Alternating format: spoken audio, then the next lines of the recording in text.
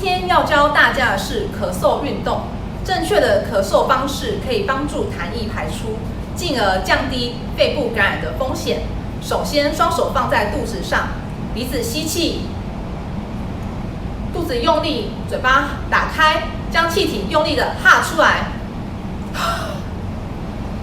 这个动作要持续做5次。如果动作正确的话，会感觉到喉咙痒痒的。